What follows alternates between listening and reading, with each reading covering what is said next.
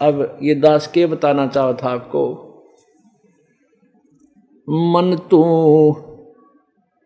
चल रे सुख के सागर, जहां शब्द सिंधु रत्नागर। मन तू चल रे सुख के सागर, जहां शब्द सिंधु रत्नागर। भाई कोट जन्म तन भर मत होगे, कुछ ना हाथ लग्या रे। कोटि जन्म तो है भर मत होगे, कुछ ना हाथ लग्या रे। कुकर सुकर खर बया बोरे, तू कौवा हंस बुगारे। मन तू चल रे सुख के सागर, जहां शब्द सिंधु रत्नागर। अब वो कौन सा है सुख का सागर? क्या परिभाषा है, डेफिनेशन है उस सुख सागर की? भाई शंखों लहरे मेहर की उपजे, कैर नहीं जा कोई। शंखों लहरे मेहर की उपजे, कैर नहीं जा कोई। दास गरीब अचल अविनाशी, सुख का सागर सोई। मन तू चल रे सुख के सागर, जहां शब्द सिंधु रत्नागर। जैसे कभी कभी आपको हफ्ते में 10 दिन में एकांत में बैठे हो अकेले, एक ऐसी हिलोर उठती है अंदर से, सब कुछ अपना सा लगता है, सबसे प्यार हो जाता है, शत्रु भी बुरा नहीं लगता, उसके प्रति भी द्वेष पैदा करने से भी नहीं होता उस क्षण में। तो वह मेहर की हिलोर थी, वह मेहर की लहर आई थी, और जब वो लहर चली जाती है, वो एक उबाड़ अंदर शरीर में, मन में वह खुरापात, नो कर दूंगा, ऐसे हो गया, वह नो बिगड़गी कहानी, वहां ऐसी हानि होगी, वहां ऐसा हो गया, वो कहर की लहर फिर शुरू हो जाती है। ये कहर यानी कष्ट, दुख, मानसिक परेशानी की, उसको कहर की लहर कहती है। उसकी परिभाषा बताते हुए क्या कहा है?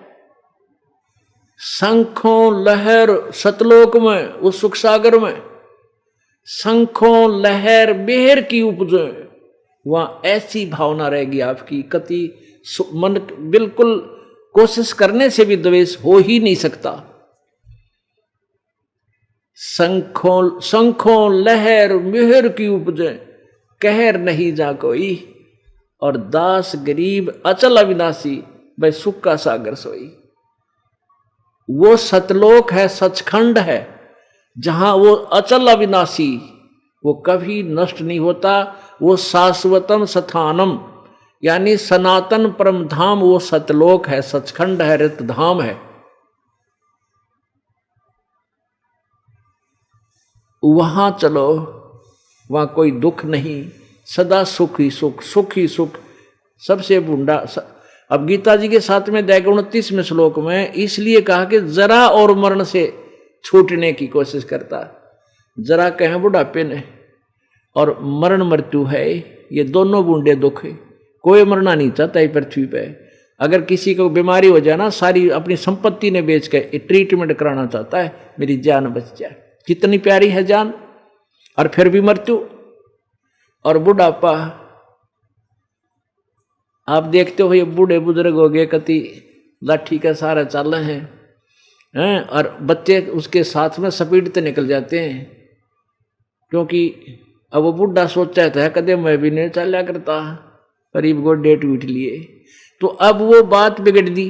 तो ये बुढ़ापा और यह मृत्यु सबसे बूढ़ा कहर हमारे ऊपर। हम वैसे दुखों को सहन करने के इतने आदी हो चुके हैं, यदि हम मरे ना, मृत्यु ना हो हमारी, तो कोई दिक्कत नहीं। हमने सोचा देखी जाएगी, चल दे गाड़ा, चाहे कैंसर हो जाए चाहे कुछ, पर मरा को ना, तो फिर भी दुख नाम खेचे चले। अरे या मृत्यु भी बिरान माटी भी एक कहता यू काल तुम्हारी गेल नो कर है, रे माटी खराब माटी, बिरान माटी, और फिर मृत्यु माटी, यानी मार के भी छोड़ दे, सारी दुर्गति कर ले है और मौत भी दे हमने। तो कहने का भाव ये है पुण्यात्माओं के बुढ़ापा और या मौत सबसे बड़ा कहर है इस प्राणी पे, और वहां ये दोनों नहीं है।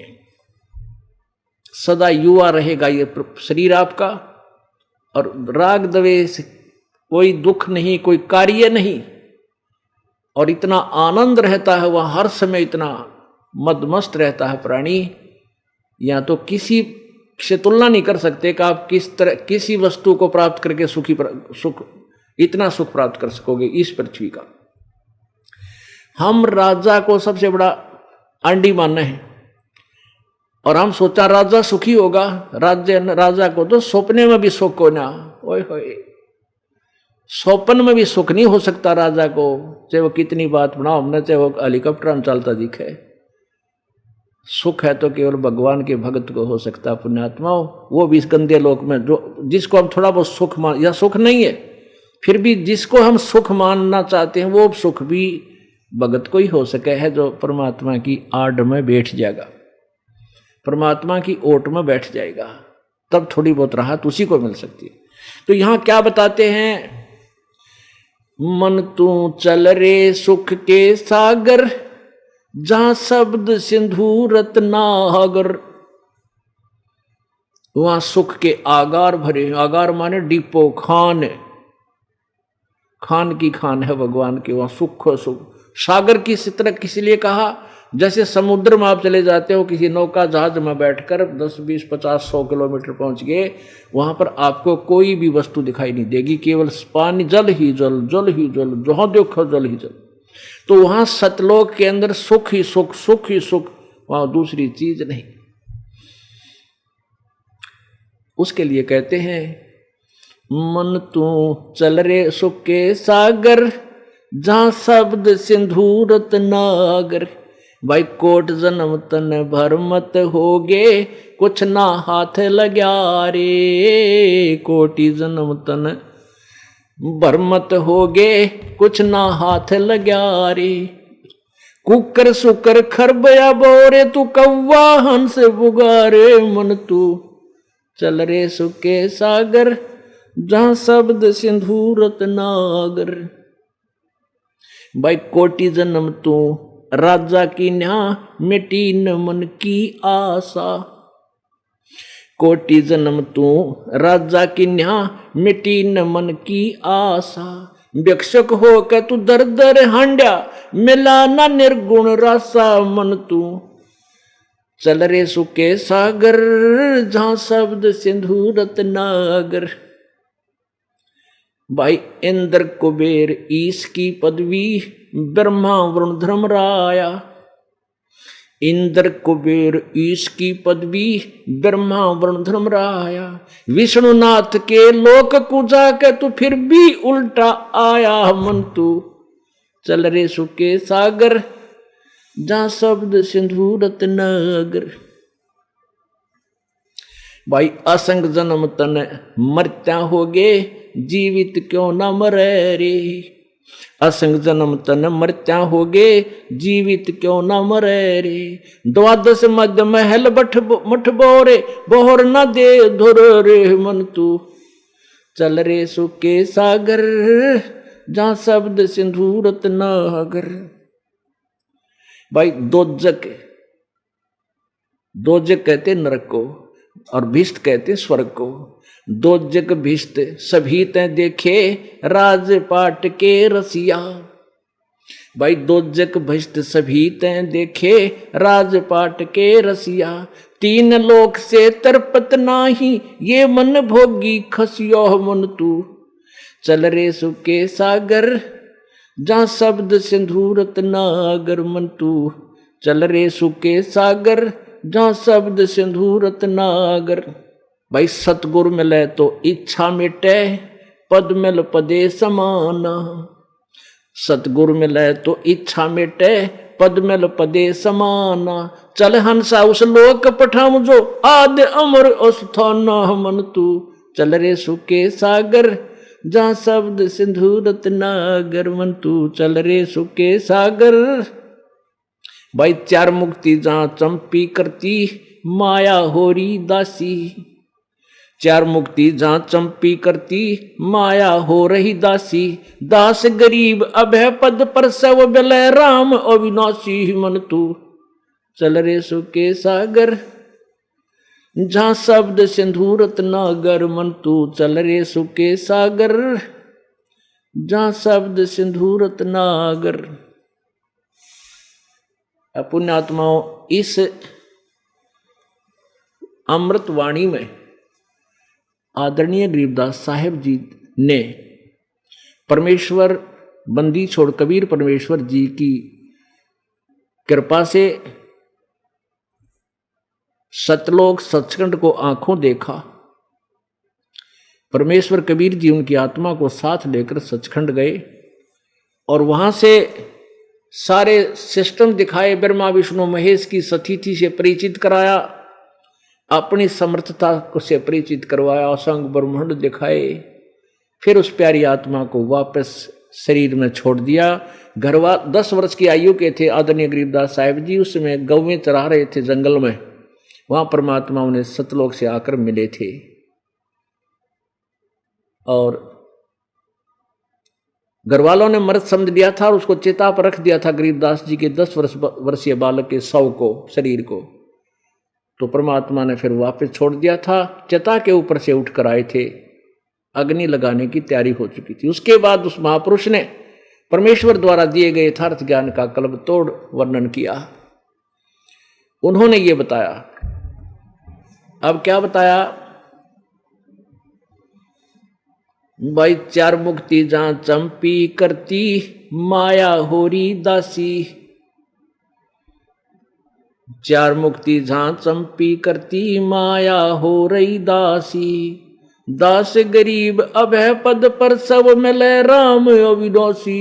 मन तो चल रे सुके सागर, जो शब्द सिंधूरत नागर। पुण्यात्माओं, आपने श्रीमद् देवी भागवत अर्थात देवी पुराण, दुर्गा पुराण में गीता प्रेस से प्रकाशित मोटा टाइप पृष्ठ 123 पे पढ़ा, सुना, देखा कि ब्रह्मा विष्णु महेश स्वयं स्वीकार करते हैं हमारी जन्म और मृत्यु होती है, हम अविनाशी नहीं हैं, हम नित्य नहीं है। ये भी नाशवान सिद्ध हो गए। और गीता ज्ञानदाता जो इनका पिता है, ज्योति निरंजन ब्रह्म है, जो 21 ब्रह्मांड का स्वामी है, वो गीता ज्ञान देता है। श्री कृष्ण जी के शरीर में प्रवेश करके गीता ज्ञान बोल रहा है। उसमें कहता है कि अर्जुन, 4थे अध्याय के 5वें श्लोक में, तेरे और मेरे बहुत से जन्म हो चुके हैं, तू नहीं जानता, मैं जानता हूं। इससे सिद्ध हुआ कि गीता ज्ञान दाता भी अविनाशी नहीं है, ये ब्रह्म भी अविनाशी नहीं है, इसकी भी जन्म मृत्यु होती है। अब संक्षिप्त में कहूंगा, वैसे तो काफी प्रमाण है इस बात के इस गीता जी में। अब गीता जी अध्याय नंबर 15 के श्लोक नंबर 16 और 17 में इन तीनों भगवानों की क्लियर सतीथि, बिल्कुल स्पष्ट सतीथि की है कि इस संसार में 2 प्रकार के प्रभु वेल नोन हैं, ब्रह्म परब्रह्म। इसको ब्रह्म को बोलते हैं अक्षर ब्रह्म, अक्षर पुरुष ना सरपुरुष, क्षर पुरुष, और परब्रह्म को कहते हैं अक्षर पुरुष। पुरुष माने प्रभु कहो, ब्रह्म कहो, राम कहो, गॉड कहो, अल्लाह कहो, देव कहो। ये क्षर पुरुष यानी क्षर ब्रह्म ये ब्रह्म है, क्षर पुरुष ये ब्रह्म है, और अक्षर पुरुष ये परब्रह्म है। क्षर ब्रह्म 21 ब्रह्मांड का मालिक है, और अक्षर ब्रह्म जो है अक्षर पुरुष ये 7 संग ब्रह्मांड का स्वामी है। और एक है परम अक्षर ब्रह्म, जिसके विषय में गीता ज्ञानदाता ने 8वें अध्याय के प्रथम श्लोक के उत्तर में, प्रथम श्लोक में प्रश्न के उत्तर में 8वें अध्याय के 3रे श्लोक में उत्तर दिया है कि वो परम अक्षर ब्रह्म है, वो तीसरे टाइप का।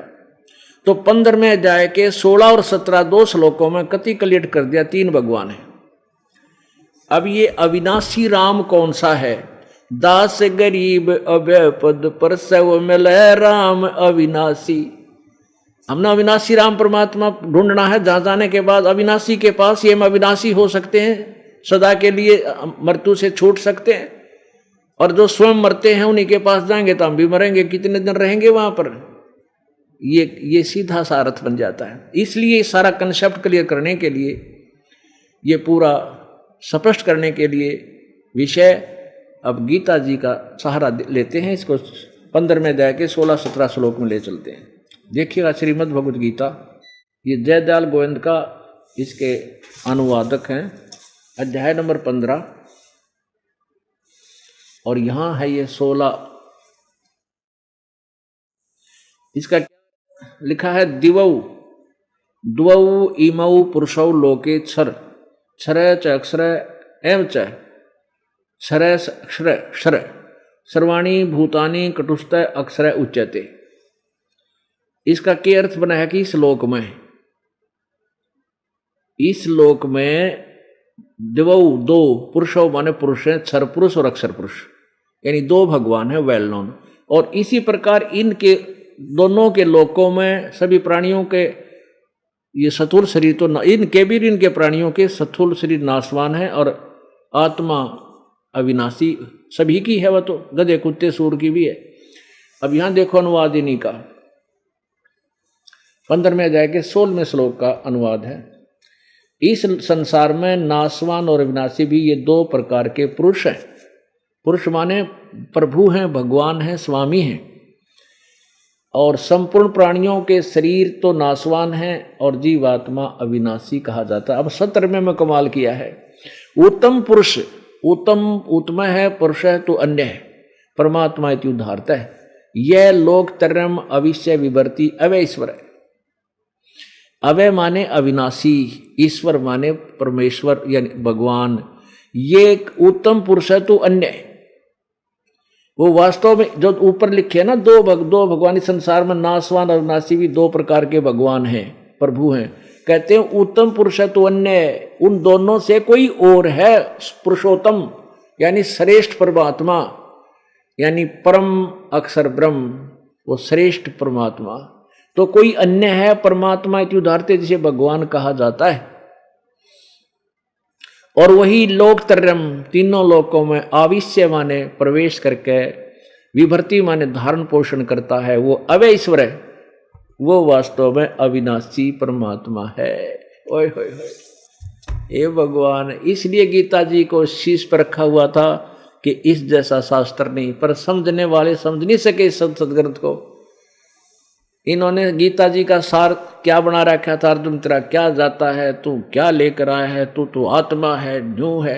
इन 4 लाइनें तो हो गया गीता जी का सार। गीता जी का सार तो अब है ये न्यारे न्यारे प्रमाण आपके समक्ष आ रहे, ये है गीता जी का सार।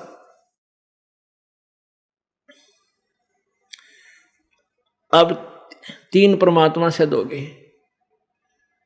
एक सर पुरुष तो अब समझ लो, नाश अक्षरमान नाशवान शर, और अक्षर अविनाशी। अक्षर पुरुष को अविनाशी कहा, क्यों कहा कि इसकी मृत्यु बहुत समय में होती है। जैसे एक तो चीनी, ये चाय पीने का पहला कप होया करे, चाय पीने का मिट्टी, सफेद सी मिट्टी का, इसका तो पता है हाथ में तो छूटा ना, और फर्श पर पड़ते टुकड़े 4, यानी तो सीधा अस्थायी काम चलाऊ दिख है। ये तो क्षर पुरुष की स्थिति समझो इस 21 ब्रह्मांड के मालिक की। और अक्षर पुरुष का शरीर ऐसा समझ लो जैसे स्टील का कप हो।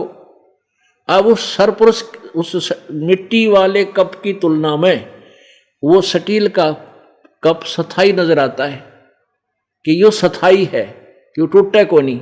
लेकिन एक दिन जंग लगेगा स्टील के इस्पात के, और वो भी विनाश में आवेगा, समय से बहुत लग जाओ, वो भी अविनाशी नहीं रहा। ऐसी स्थिति समझो सरपुरुष और अक्षर पुरुष की।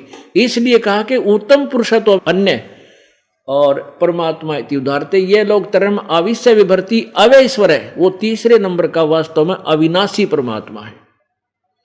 वो समझ ले सोने का शरीर हो, सोने का कप हो, उसको कभी विनाश नहीं होता, सोना धातु का। तो ऐसी स्थिति है इनकी। इसका अविनाशी अक्षर पुरुष माने अविनाशी प्रभु। इस परब्रह्म को भी अक्षर इसलिए बोलता है कि इसकी लंबी उम्र बहुत है। कैसी? अब इन भगवानों की आयु से आपको परिचित कराते हैं। कुछ दिनों पुण्यात्मा आपके बच्चे बच्चे की उंगलियां हो जाएंगी इनकी उम्र कितनी है। ब्रह्मा जी की आयु, श्री रजगुण ब्रह्मा जी की आयु जो काल का पुत्र है, इसकी आयु कैसे कैलकुलेट करते हैं कि एक चतुर्युग 4 युगों से होता है, सतयुग, त्रेता, द्वापर और कलयुग, यो एक चतुर्युग है। इन चारों युगों की टोटल कितने वर्ष बनते हैं? 43,20,000 वर्ष। अब 43,20,000 गिन कर चलना तो नहीं, वो कैलकुलेशन खत्म हो जाएगी। अब इनको क्या लिया कि चतुर्युग ले लिया। और ब्रह्मा जी की आयु कैसे कैलकुलेट कराएंगे? ब्रह्मा जी का एक दिन 1008 चतुर्युग का, इतनी ही रात्रि। इसको सीधा सा हम 1000 चतुर्युग का दिन और इतने ही 1000 चतुर्युग की रात्रि, ब्रह्मा का दिन रात बना। और 30 दिन रात का एक महीना और 12 महीने का एक वर्ष, और ऐसे बने हुए 100 वर्ष की आयु है श्री ब्रह्मा जी की। उसके बाद श्री विष्णु जी की आयु श्री ब्रह्मा जी से 7 गुना। अब ऐसे कैलकुलेशन होगी इनकी, ब्रह्मा जी की 100 वर्ष है ऐसे बने हुए वर्ष की, तो विष्णु जी की 700 वर्ष, विष्णु जी सतगुण की, और श्री शिव जी तमगुण की आयु विष्णु जी से 7 गुणी, यानी 4900 वर्ष।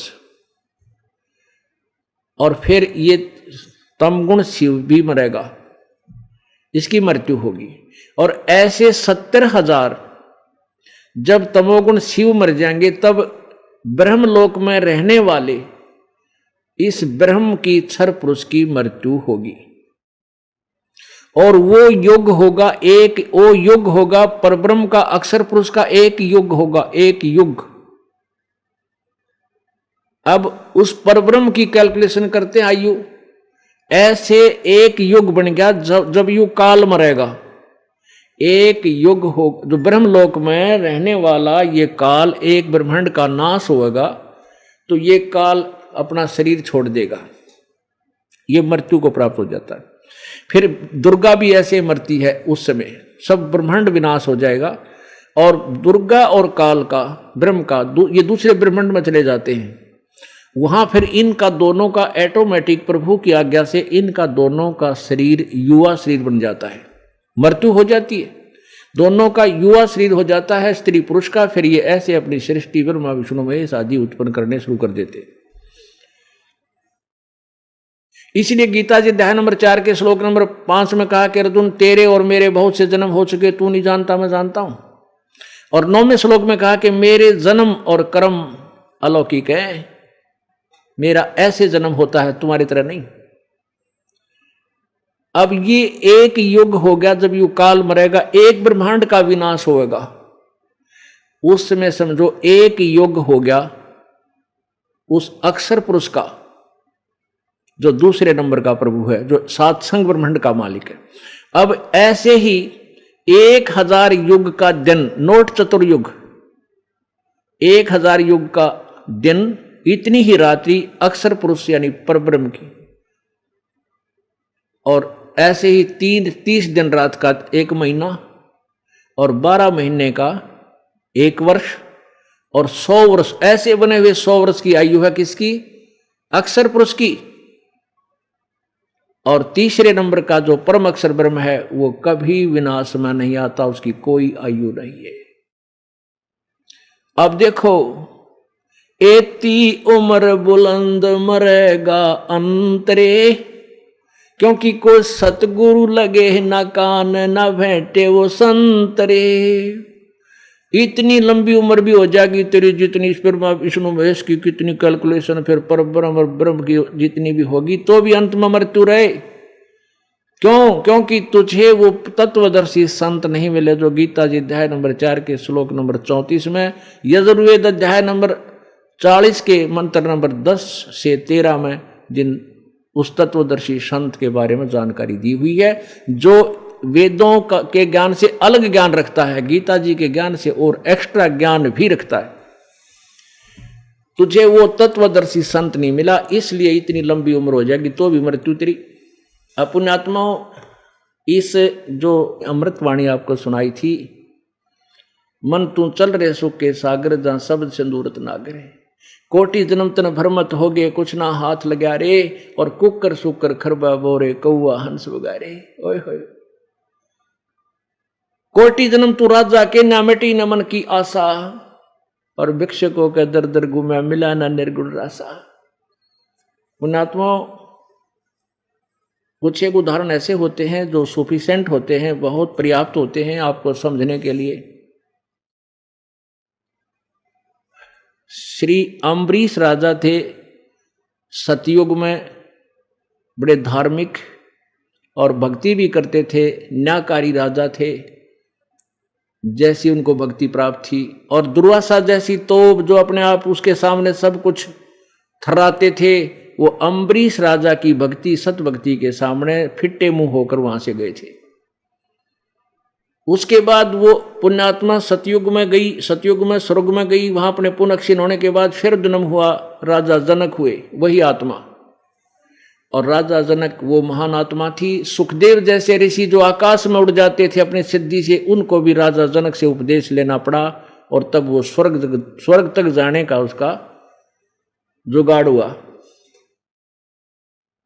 और वो राजा जनक जब शरीर छोड़कर जाने लगे, अपनी जो साधनाएं यज्ञ धर्म आदि किए थे उनके आधार से विमान आ लेने को, और विमान में बैठकर जा रहे थे स्वर्ग की तरफ। रास्ते में एक नरक के पास से विमान निकलवा दिया काल भगवान ने। ऐसे ठगता हमारे को ये। अब उस नरक के अंदर 12 करोड़ आत्माएं अपना नरक कष्ट भोग रही थी, दारुण चिल्लाट उनकी आ रही थी। और उस संत, उस महान आत्मा, पुण्य आत्मा के मन में करुणा आई कि भी ये कौन रो रहा है, विमान रोको मेरा, राजा जनक ने कहा। अब वो जो आए थे भगवान के देवदूत, उन्होंने विमान रोक दिया। राजा ने पूछा कि ये कौन रो रहा है, किसको ऐसा कष्ट है, ये सहन नहीं होता, इतनी दारुण चिल्लाहट। तो देवदूतों ने बताया कि राजन, यहाँ एक नरक है और यहाँ प्राणी अपने किए हुए कर्म का फल भोग रहे हैं। राजा ने बोला, भाई मेरे से नहीं देखा जाता, इनको छोड़ दो। अब देवदूत बोले, राजन यहाँ तेरा हुक्म नहीं चलता, यहाँ तो धर्मराज का, यहाँ के न्यायाधीश का हुक्म चलता है।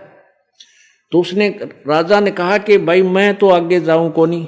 राजा जी ने कहने लगा, मुझे यहीं रख, तो छोड़ दो, और मुझे भी इस नरक में डाल दो, मैं नहीं जाऊंगा इनको छुड़वाए बगैर। अब कर दी स्ट्राइक।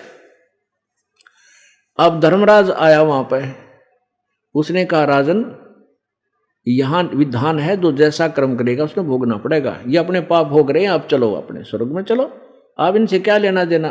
राजा जी ने कहने लगा, नहीं मैं नहीं देख सकता इनके दुख को, इनको छोड़ दो, किसी कीमत पर छोड़ दो। अब धर्मराज बोला, भी एक काम है, फिर इसका एक विकल्प है, आप अपने पुण्यों में से कुछ पुण्य दे दो इनको, फिर मैं स्वर्ग ले भेज दूंगा इनको। अब राजा जनक ने आधे पुण्य दे दिए अपने। देख काल ने ठग लिया, ये राम ऐसे जुल्म करता, हमारे को ऐसे ठगवा लेता है। अब उस आधे पुण्य देते हैं वो 12 करोड़ आत्माएं उस राजा जनक के द्वारा दिए गए पुण्यों के आधार से विमान में बैठ कर धर्मराज ने स्वर्ग में भेज दी। उधर से राजा जनक भी स्वर्ग पहुंच गया। अब पुण्यात्माओं, जब तक राजा जनक द्वारा दिए गए पुण्य उन पुण्यात्माओं के पास हैं, तब तक तो स्वर्ग में रहेंगे। उसके बाद पुण्य क्षीण होते फिर उसी नरक में ठोके जाएंगे, क्योंकि वो पुण्य पाप भी उन्हें भोगने पड़ेंगे। यहाँ का विधान है, जैसे कर्म कराया वो दोनों भोगने पड़ेंगे। केवल कबीर परमेश्वर वो पूर्ण ब्रह्म परमात्मा है, परमअक्षर ब्रह्म, जिसकी सत भक्ति से 3 नाम के मंत्र के जाप से ये पाप नष्ट हो जाते हैं, खत्म हो जाते हैं, वो भोगने नहीं पड़ते। मासा घटे ना चल बधे, विद ना लिखे जो लेख, साचा सतगुरु बेट कर ऊपर मारे मेख। साचा सतगुरु यानी तत्वदर्शी संत, और जिसके पास सत साधना अधिकार है, उस संत की शरण में आने से परमेश्वर कबीर जी उसके द्वारा दी गई साधना के आधार से आपके पाप कर्मों पर कलम मार देता है। करम भ्रम ब्रह्मंड के मैं पल में करहूं नेश, जिन हमरी दो ही देई वो कब्रो हमारे पेश।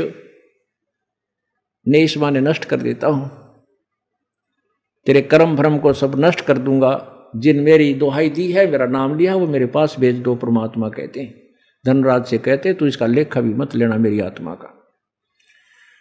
अब राजा जनक स्वर्ग में गए, वहां जो शेष बचे थे पुण्य उनको खत्म करके, और फिर वही प्यारी आत्मा नानक जी के रूप में तलवंडी में पैदा हुई, पंजाब प्रांत में, ज्वाइंट भारत में, इंडिया में। और फिर जब तो वो राजा थे, उनके नौकर होते थे अम्बरीश रूप में और जनक रूप में। अब नानक जी रूप में स्वयं सुल्तानपुर नगर में नवाब के वहां खुद नौकर लगे, क्योंकि पुण्य समाप्त कर दिए काल ने। और फिर वो प्यारी आत्मा के लिए परमात्मा स्वयं आए, बेई नदी पर मिले वो परम अक्षर ब्रह्म उस प्यारी आत्मा को सचखंड लेकर गए और सतलोक को दिखाया, अपना वास्तविक रूप दिखाया, ब्रह्मा विष्णु महेश की सतीथि से परिचित करवाया, जैसे गरीबदास साहिब जी को लेकर गए थे। 3 दिन तक उनको गुप्त रखा, किसी को पता नहीं कहाँ है, और तीसरे दिन वापस छोड़ दी उस आत्मा को। फिर उन्होंने ढोल के डंके से परमेश्वर के गुणगान किए। तो यहां क्या बताना चाहते, कोट जन्म तन भरमत हो गे, कुछ ना हाथ लग्या रे, कुकर सुकर खरबया बोरे, कौआ हंस बुगारे। कोटि जन्म तू राजा की, ना मिटी न मन की आशा, और भिक्षक होकर दर दर घूम लिया, मिला न निर्गुण रासा। अब अम्बरीश में, सतयुग में अम्बरीश जी के रूप में राजा, ओए होए, वहां तक सतयुग में तो आम प्राणी इतना सुखी, फिर राजा का तो कहना है, क्योंकि सतीथि होती है, जो भक्त और श्रद्धालु, जो परमात्मा से डरने वाले, परमात्मा की ओट में जो राजा हैं, केवल वही सुखी, भगत सुखी हो सकते हैं। वो राजा है या रंक। और सतयुग के अंदर ऐसा जुल्म नहीं था, ऐसा अन्याय नहीं था, कोई हाहाकार मार काट नहीं थी। तो उस समय राजा, और फिर त्रेता युग में राजा। सतयुग के राजा के तुलना में त्रेता युग में भी इतना सुख नहीं था, फिर भी राजा। और फिर स्वयं नौकर नानक जी के रूप में। पुण्यात्माओं, यहां परमात्मा बताते हैं कि कोटि जन्म तू राजा की न्या, और मिटी न मन की आशा। वो क्योंकि वो सब पुण्य वहां समाप्त हो गए, और फिर आके एक नौकर बनना पड़ा पेट के लिए। तो मन की इच्छा समाप्त नहीं होती। क्यों नहीं होती? क्योंकि भिक्षुक होकर तू दर दर घूमया, ऐसी भी साधना की तूने परमात्मा पाने के लिए, शास्त्र विरुद्ध साधनाएं ऐसी भी की कि एक नगरी में गया भिक्षुक बनकर, और रोटी जिसने 2-4 दे दी लेकर आ गया, जंगल में बैठ गया झोपड़ी डाल के। 2 रोटी खा ली, 2 टांग दी वृक्ष के, वह श्याम ने खा ली सूखी, और सुबह फिर मांग लिया। और इतनी कठिन साधना कर ली, उससे तू स्वर्ग भी चला गया, दोजक भिष्ट स्वर्ग नरक सब ने देख लिए, लेकिन ये निर्गुण रासा, ये तत्व ज्ञान, यथार्थ मार्ग तुझे भक्ति का नहीं मिला। इस कारण से तेरी यह दुर्गति कंटिन्यूस रही। इंद्र कुबेर ईश की पदवी, ब्रह्मा वरुण धर्मराया, विष्णुनाथ के पुर को जाके तो फिर भी उल्टा आया। इंद्र, स्वर्ग का राजा इंद्र। वैसे तो इस कंसेप्ट को क्लियर करने के लिए कंटिन्यूस 4 घंटे चाहिए जब ये स्पष्ट हो, लेकिन समय समय अनुसार धीरे धीरे आपको इसलिए बार बार बुलाते हैं कि इतना समय ना तो आपसे बैठा जा सकता, और ना ही ये ज्ञान फिर एक समय में इतना समझाया भी नहीं जा सकता, समझ भी नहीं सकते। तो ये धीरे धीरे आते रहोगे, सुनते रहोगे, सब कंसेप्ट धीरे धीरे क्लियर होंगे। इंद्र कैसे बनता है, फिर उसकी के दुर्गति होती है, ब्रह्मा विष्णु महेश की आपने सतीथि पता लग गया, ये भी जन्म और मृत्यु में होते हैं। इंद्र स्वर्ग का राजा होता है, 2 प्रकार से बनता है, या तो यज्ञ करे 100 मण घी की 100, और वो विघ्न ना हो बीच में, तो इंद्र की पदवी प्राप्त करता है। या तप करे डट के, तप से राज मदमानम जन्म तीसरे शुक्र श्वानम, उसकी तप की भी कुछ कंडीशन होती हैं, वो भी खंडित ना हो तब वो प्राप्त हो। और इंद्र की पदवी प्राप्त प्राणी को कितना समय स्वर्ग मिलता है? 72 चौकड़ी युग, 72 चतुर्युगी, सतयुग, त्रेता, द्वापर, कलयुग, ऐसे ऐसे 72, यानी 43,20,000 गुणा में 72। इतने समय तक वो इंद्र स्वर्ग का राजा रहता है इंद्र। फिर मृत्यु होती है तो क्या बनता है? गधे की योनि से स्टार्ट होता है उसकी दुर्गति। ओ तेरा गजब हुई है। बताओ इस इंद्र के राज ने के चाटेंगे जो मरते मर के गधा बने। इंद्र कुबेर ईश की पदवी ब्रह्मा वरुण धर्मराया, और विष्णुनाथ के पुर को जाके तू फिर भी उल्टा आया, यानी जन्म मृत्यु तेरी फिर भी रही। स्वर्ग में गया, विष्णु जी की साधना की, विष्णु के लोक में चला गया और वहां से फिर वापस आया अपने पुनः क्षीण होते ही फिर पशु योनि में। फिर क्या बताते हैं? असंग जन्म तन मर्त्या होगे जीवित क्यों न मरे रे, द्वादश मद महल मठ बोरे बहुर न दे धर रे। असंग जन्म तन मर्त्या होगे जीवित क्यों ना मरे रे। अब जीवित कैसे मरना होता है? जैसे कल भी बताया था आपको, लेकिन ये एक ऐसा सामूहिक शिक्षा स्थल है कि इसमें स्टूडेंट बदलते रहते हैं, बहुत से यानी श्रोता बदल जाते हैं, इसलिए रह कर ये एग्जाम्पल बार बार कोड करने पड़ते हैं। जैसे आप देखते हो कोई यात्रा कर रहा है, बेचारा एक्सीडेंट हो गया, मृत्यु को प्राप्त हो गया, खत्म फॉरएवर। कोई बीमारी से मर गया, कोई किसी और कारण से मर गया, मृत्यु होगी, खत्म कहानी। अब एक नाइट सर्विस से जा रहा है और वापस आना है उसने, कितना इंपॉर्टेंट काम सोच रखा होगा कि दिन रात में वो काम करके और दिन में फिर आके ये करूंगा, और रात को एक्सीडेंट हो जाता है, एक्सीडेंट में मृत्यु होगी। अब जितनी दौड़ धूप स्पीड पकड़ रखी थी वो काम तो खत्म, काम भी गया, नहीं हुआ, और आप भी गया, मृत्यु होगी। ये तो परमानेंट मौत होगी। परमात्मा कहते हैं कि तू 2 दिन 3 दिन महीने में अब जीवित मर ले। जीवित मरना ये होता है कि जैसे आप सत्संग की तरफ चलते हो तो इन बातें याद रखो कि यो काल ना जाने कब कड़च कर देगा, ना जाने किस कारण से कब मौत कर देगा। तो इसलिए आप ये सोच कर चलो कि आज मैं मर गया, मेरी मौत होगी और चल पड़ता हूं। देखेंगे यो मृत्यु के बाद भी तो काम कौन संभालेगा अपनी आपकी, परमानेंट मृत्यु के बाद। अब ये जानबूझ कर मृत्यु यानी जीवित मृत्यु सोच कर अपने आप को वह मर गया, मैं मृत्यु होगी अपनी, बहन भाई अब कोई जैसे भी, और चल पड़ देखेंगे। आप 2 दिन के लिए मर गए या 3 दिन के लिए मर गए, नहीं सोच लो खत्म, उधर ध्यान भी नहीं दे और यहां बैठ जाकर भगवान के चरणों में खूब ज्ञान सुने। अब उस 3 दिन में, 2 दिन में, 4 दिन में जो तुम्हारा काम बिगड़ेगा उसने जाके ठीक कर लोगे। चलो थोड़ा बहुत बिगड़ गया तो हम जीवित हैं, फिर जाके फिर सेट कर लेंगे। और परमानेंट मौत होगी जब के टिंडे लेंगे उड़ा, फिर क्या कर लेंगे, वो तो कभी ठा लेगा यहां से। तो ऐसे या भक्ति बनेगी। असंग जन्म तन मर्त्या होगे जीवित क्यों ना मरे रे, द्वादश मद महल मठ बोरे बहुर न दे धरे रे। अभी तक हमने 10वां द्वार रट ला रखी थी, गाटा जोड़ रखा था। 10वां द्वार तो एक ही ब्रह्मांड में चक्कर काटने का है, इस काल के जाल से बाहर नहीं जा सकते। और 11वां द्वार है जो 21 ब्रह्मांड को पार करके 7 संग ब्रह्मांड उस पर ब्रह्म के उसमें प्रवेश करते हैं, वो 11वां द्वार है। और 12वां द्वार है जो परब्रह्म के 7 संग ब्रह्मांड पार करके जो सतलोक में प्रवेश करते हैं, वो 12वां द्वार है, वो द्वादश मध्य, वहां वो स्थायी स्थान है। द्वादश मध्य मैल मठ बोरे बहुर न दे धरे रे, उस 12वें द्वार में जाकर के वो मठ है, वो स्थान है, जहां जाने के बाद फिर बहुर दे नहीं धरता, जन्म नहीं होता। कहते हैं दो जग भिस्त सभी ते देखे राजपाट के रसिया, 3 लोग से तरपत नाही ये मन भोगी खसिया।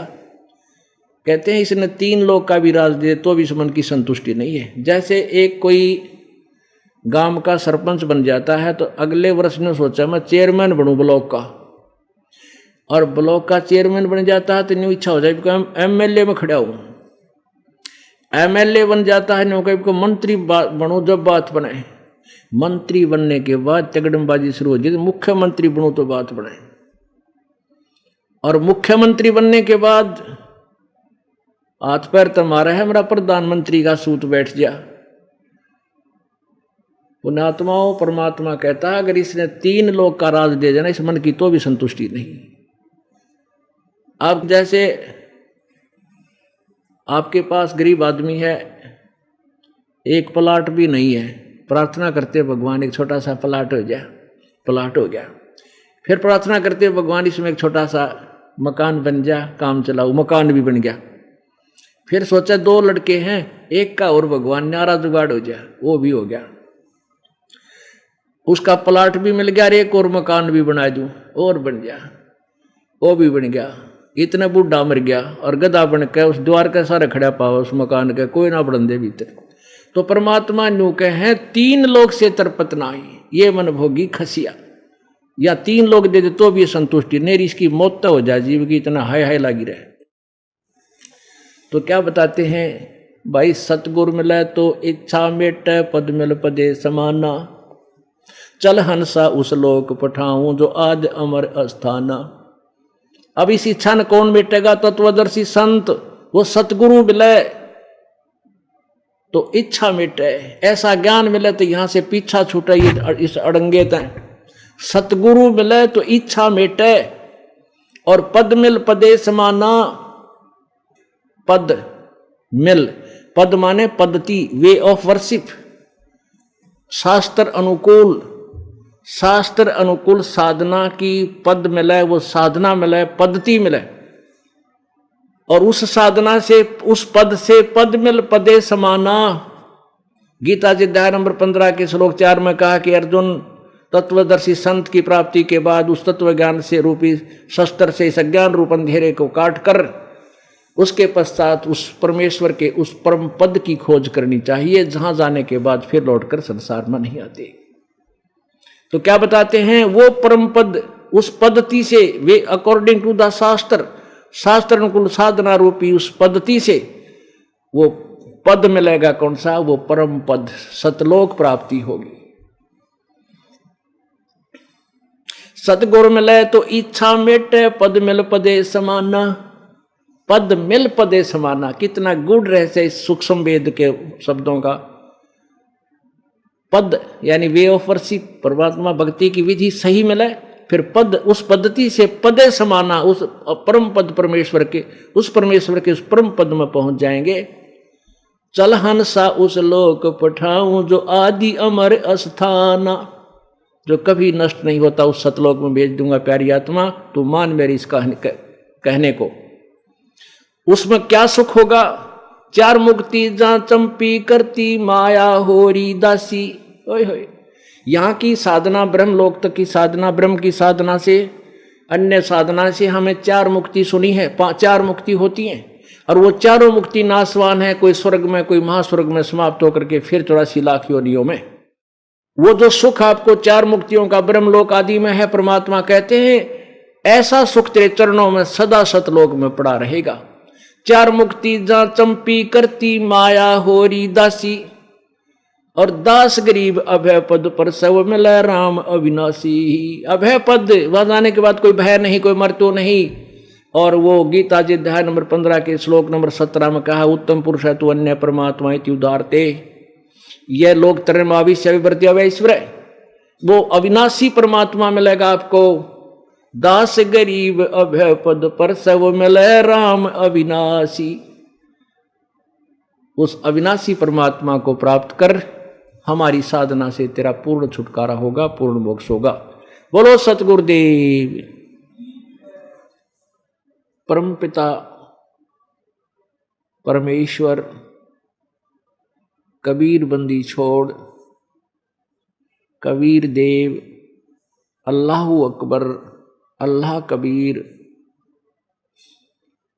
ये वही परमेश्वर है जिसने सर्व ब्रह्मांडों की रचना की है।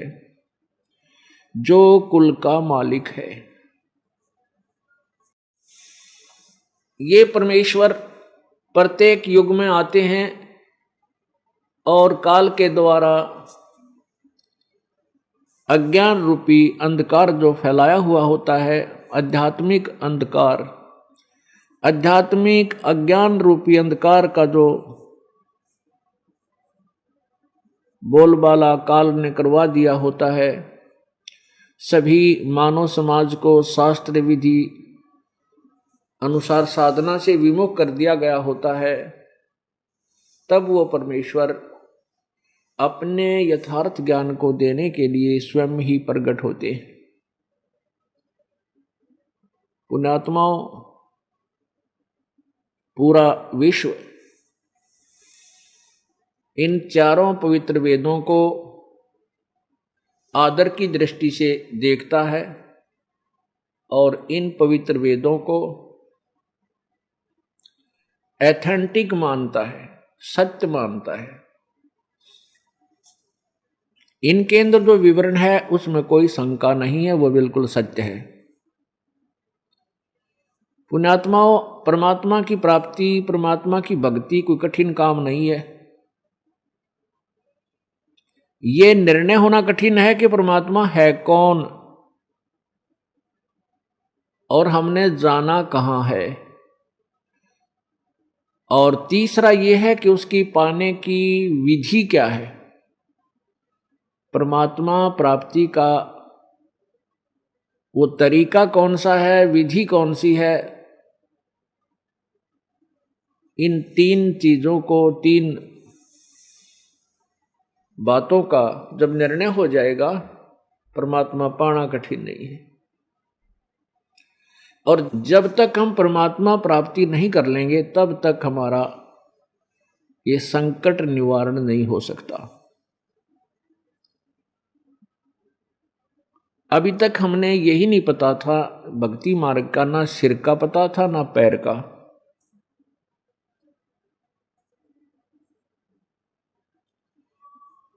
अब हमें वो तत्व ज्ञान मिल गया है जिसके आधार से हमें भिन्न भिन्न सतिथि, प्रत्येक देव की, प्रत्येक शास्त्र का हमें भिन्न भिन्न ज्ञान हो गया कि कौन सा शास्त्र, कौन सा ग्रंथ कितना ज्ञान रखता है। परमात्मा ने अपनी वाणी में कहा है, एक हाथी की पैड़ में सब जीवों की पैड़, सार शब्द चीने बिना या दुनिया मारे खेड़। एक हाथी के पैर का, पैड़ माने चिन्ह, पैर की पैड़ बोलते हैं, पैर का चिन्ह। उस हाथी के पैर के चिन्ह अर्थात पैड़ में सब जीवों की पैरों की पैड़ अर्थात चिन्ह वो छोटे रह जाते हैं, उसमें सभी समा जाते हैं। कहने का भाव ये है कि वो हाथी की जो पैड़ है, उस हाथी के पैर का जो विस्तार है वो सबसे बड़ा है। ऐसे ही तत्वज्ञान रूपी जो ग्रंथ है, इसमें सारे ग्रंथ समा जाते हैं। इसमें सभी सदग्रंथों का जो है यथार्थ और संक्षिप्त विवरण है। और सार ज्ञान चीन्हे बिना, मूल ज्ञान चीन्हे बिना या दुनिया मारे खेड़। खेड़ मारना, कोई इधर दौड़ रहा है, कोई इधर भटक रहा है, कोई इधर भटक रहा है। तो जब तक इनको दिशा ठीक नहीं मिलती तब तक ये प्राणी परमात्मा के पास नहीं जा सकता।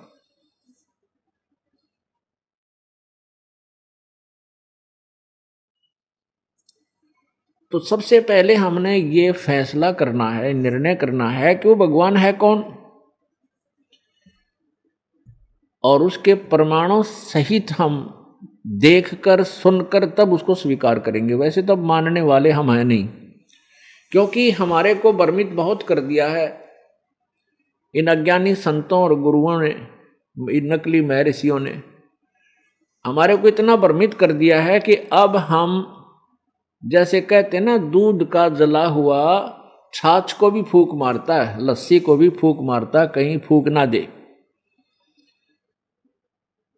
और ये दास यही चाहता है कि ये सभी मानव जो परमात्मा को चाहने वाले हैं, ये सभी गुरुओं के पास जा चुके हैं और उन गुरुओं द्वारा दिया गया ज्ञान भी इनके अंदर समाया हुआ है। इनको पता है कि हमारे गुरुजी के नाम दे हैं, क्या नाम देते हैं और क्या ज्ञान बताते हैं। अब वहां से हटकर, क्योंकि वहां लुट लिए, पेट लिए, 20-20 वर्ष, 30-30 वर्ष, 40-40 वर्ष बर्बाद कर दिए, कुछ हाथ नहीं लगा। एक व्यक्ति बता रहा था, जी मैंने आप जो है बर में गुरु बनाए हो,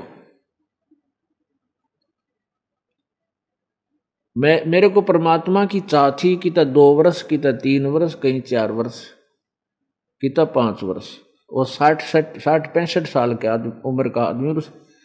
तो उसने कहा, जी आपकी यह पुस्तक पढ़ी मैंने, भक्ति सौदागर को संदेश भाग 1 और 2, और एक बार नहीं कई बार पढ़ी, क्योंकि मैं दूध का जला हुआ था।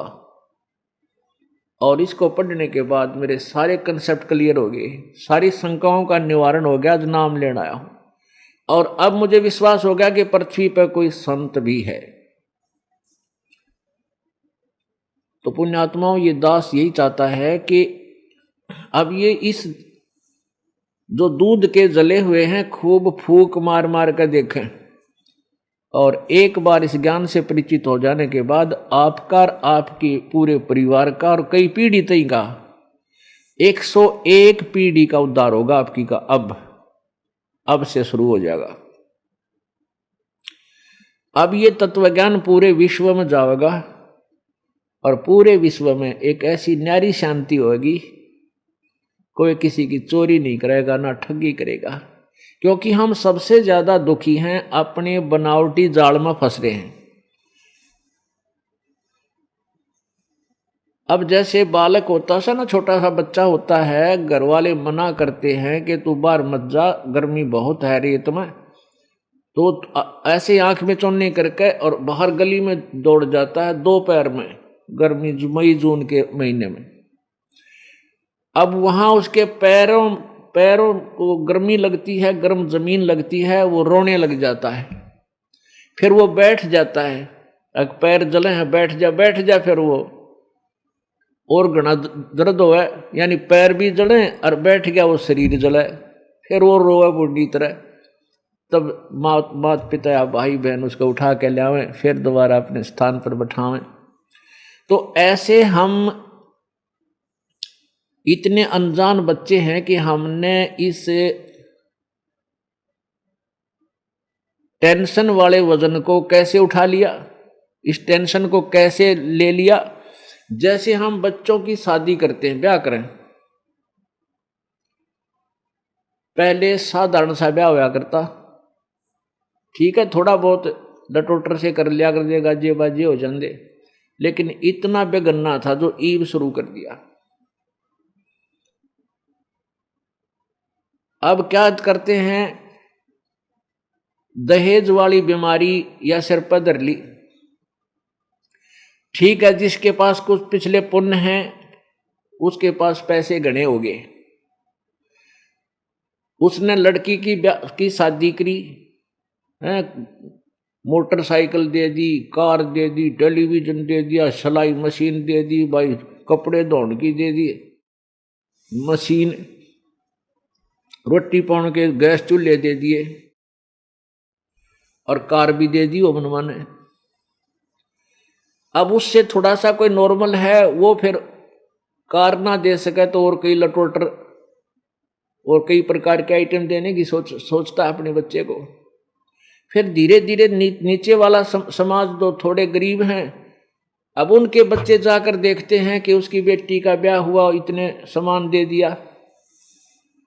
फिर वो गरीब आदमी भी बेचारा अपनी बेटी के मुंह की तरफ देखकर कि कहीं बेटी को कुछ दुख ना हो, उसकी सहेली इतना धन लेगी मैं कम दूं, तो वो बेचारा कितना कर्ज उठावे, किसी का अंगूठा लावे, ब्याज पर पैसे लावे, और फिर वो अपनी बेटी को दहेज दे। फिर क्या सिस्टम हो गया कि आइटम पूरे करने लग गए, 5 आइटम देने हैं, घटिया बटिया किसी और लाकर दे दे।